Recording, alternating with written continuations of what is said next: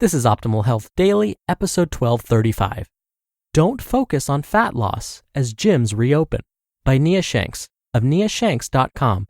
And I'm Dr. Neil, your host and narrator. Hey there, happy Monday and welcome back to another week of Optimal Health Daily.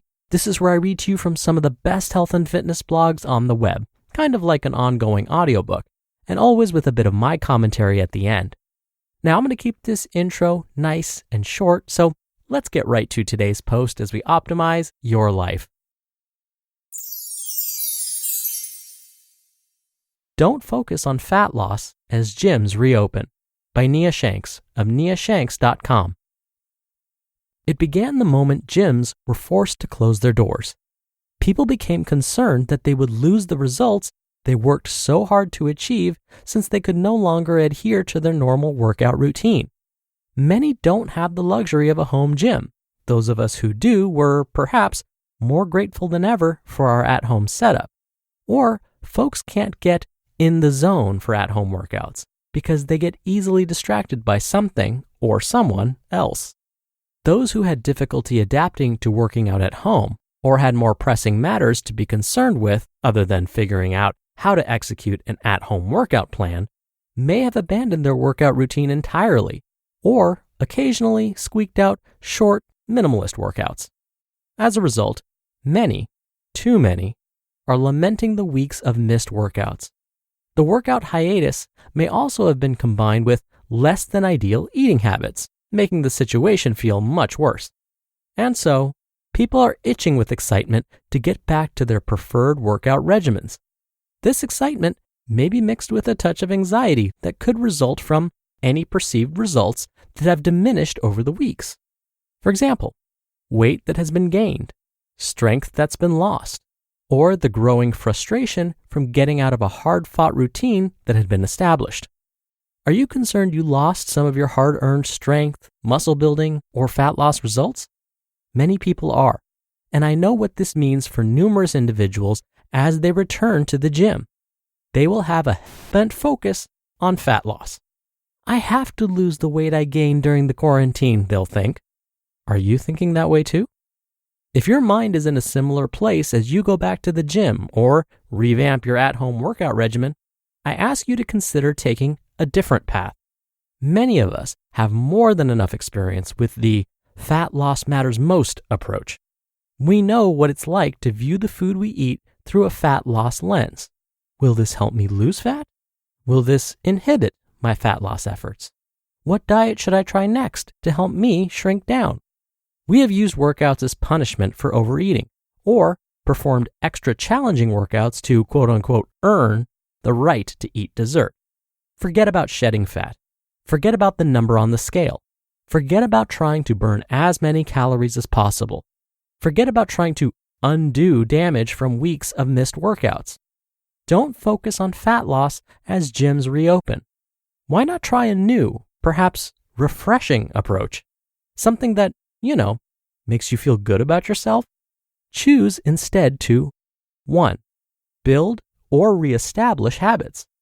Maybe you deviated from your usual health and fitness routine due to the massive interruption to your schedule and life. Focus on performing the necessary actions that define the lifestyle you want. Make a fiber and protein-rich breakfast. Carve out time for yourself each day to alleviate stress. Eat plenty of fruits and veggies each day. Though it may feel like your routine has been obliterated from the recent pandemic and accompanying challenges, you can start to rebuild it. Focus on the few big actions you need to execute. 2. Make workouts about one thing and one thing only, improving your performance when possible. Get stronger 1 rep or even 1 pound at a time. Try to do better than you did last time in some way when you can. Concern yourself solely with your workout performance over the next several weeks and months. Workouts should not be about getting as tired or as sore as possible. Those are not accurate indicators for what makes a successful workout. A consistent, gradual improvement as demonstrated in your workout journal is all you should focus on. And 3, improve your conditioning with your preferred cardio activity. Do you like running? Progressively cover a greater distance within a set time limit, or the same distance in less time. Or do something simpler and more relaxing, like go for a 30-minute walk several times per week. Maybe you can include 1 or 2 high-intensity interval training sessions into your weekly routine and gradually perform more intervals, or do them at a higher intensity. Again, the goal being to improve performance, not induce as much fatigue as possible. Most importantly, do not think about trying to undo any perceived damage over the previous months. Don't frantically try to shed any weight that may have accumulated during this crazy time. Don't berate yourself for getting off track or even giving up completely for a few weeks because you were overwhelmed from the circumstances. Start again, but with a positive, different focus this time. And remember, whether your goal is to discover how strong you can become or you want to shed excess weight to improve your overall health, it's the consistent practice of the necessary actions, like the ones I just mentioned, that bring those goals to fruition. So, focus on them and them alone. You just listened to the post titled, "Don't Focus on Fat Loss as Gyms Reopen" by Nia Shanks of niashanks.com. And now, we talk about goals and resolutions a lot around the new year, and I'm going to be focusing on consistency for 2021. I want to be my healthiest self, and I don't just mean lose weight. Thanks to FitTrack, I can get in-depth insights on my fitness progress and reach goals faster.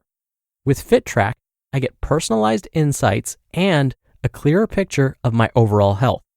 The Dara Smart Scale hones in on my unique body type and gives me the information I need to get the results I want.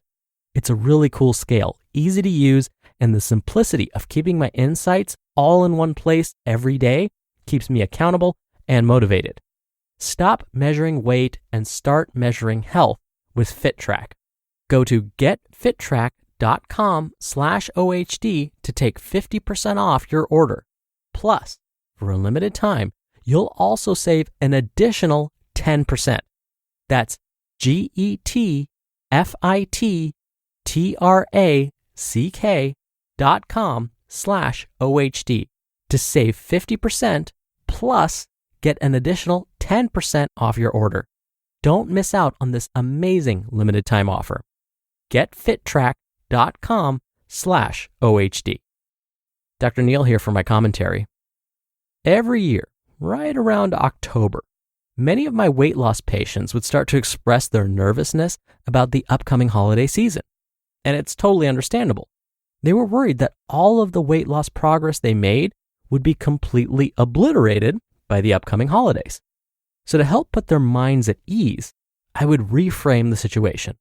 What I mean by that is, instead of expecting my patients to continue losing weight over the holidays, I tell them that the aim is just to maintain their weight, meaning don't gain any weight. Don't worry about losing. Just try and keep your weight where it is right now. And now, as Nia mentioned, until gyms reopen, we may just need to reframe our expectations too. Now, before the pandemic, when you would hit the gym, you may have been hyper-focused on burning off as much fat as possible. But now, if you don't have access to all of that lovely equipment your gym had to offer, the aim may be to simply find ways to maintain the progress you've made, or find ways to reframe how you define progress. All right, that'll do it for the Monday episode. I hope you have a wonderful start to your week, and I'll be back here tomorrow as usual, where your optimal life awaits.